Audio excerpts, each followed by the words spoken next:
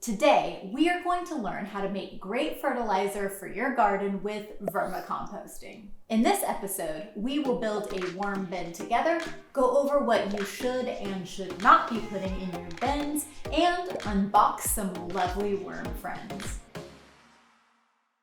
Worm bins are a great solution for managing kitchen wastes, growing worms, and creating casting-rich compost. Worm castings is just a nice way of saying worm poop. There are tons of designs for worm bins.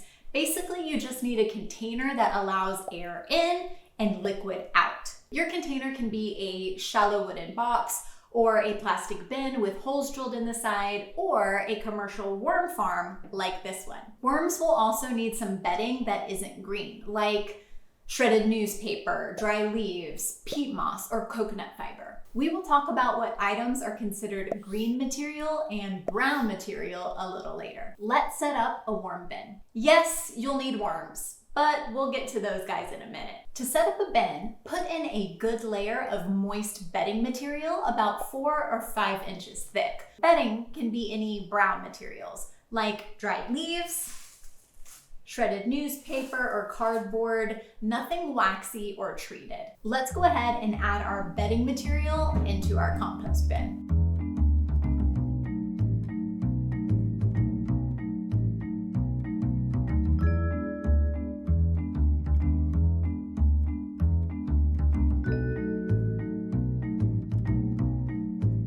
Then we add some soil and compost with red wigglers, or we can buy some online or at our garden supply store.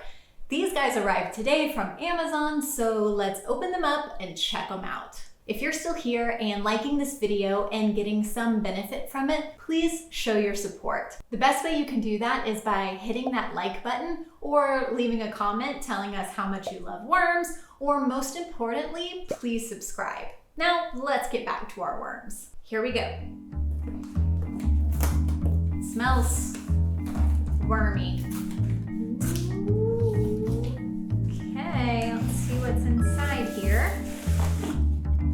Okay, done with that. Oh yes. Okay, let's open them up.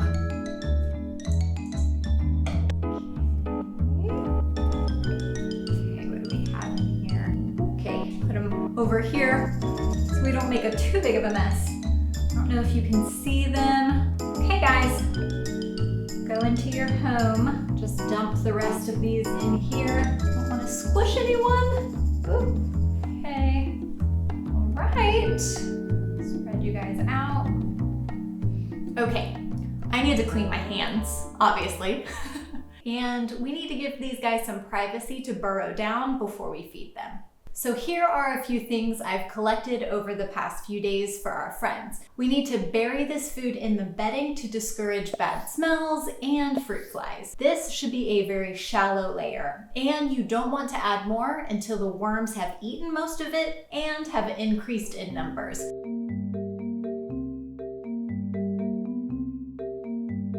When your worm bin is crawling with worms, you can toss in more bedding and mix food faster. Always put in an equal amount of bedding or brown material when you add in new kitchen waste. All those new worms need some space to live. Now that everything is set up, what can we add to our bins that our worms can turn into beautiful compost? We can add brown material or green material. Brown material is paper, newspaper, cardboard, brown bags or craft paper, peat moss, straw or hay, sawdust, and wood shavings, coconut fiber, eggshells, and dried leaves. Green material is most fruits and vegetables, and coffee grounds, tea bags, and starches like bread and potatoes can be added, but very sparingly. There are some things you should never put in your bins, like citrus fruits. They're just too high in acid, or meats, bones, and dairy products. They can get stinky and they're very hard to break down. They can also attract other critters to your bin that you do not want. From time to time, you can drain off leachate,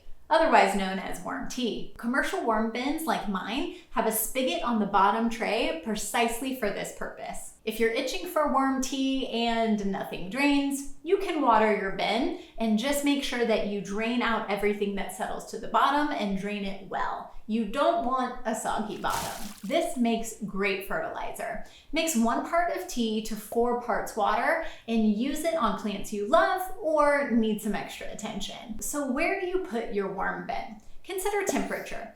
Your worms are going to be happiest at the temperature that you're happiest at. If you keep your bins outside during the winter, make sure that they're insulated or your worms are going to die. Worms can also succumb to extreme heat. The best places to keep your worms would be in your garage or basement or even in your kitchen under your sink. Also, consider the lighting. Worms like it dark. For this reason, because they won't be familiar with their new home to begin with, make sure that you keep a light turned on at night or you'll wake up in the morning with worms all over your kitchen floor. After that, they'll be settled in and you won't have to keep the light on anymore. Maintaining your bin. So how do you harvest the compost that your worms have worked so hard to make? Well, if you have a worm bin like mine, you just add another tray. The bottom is mesh so the worms can crawl in and out. You just place this on top.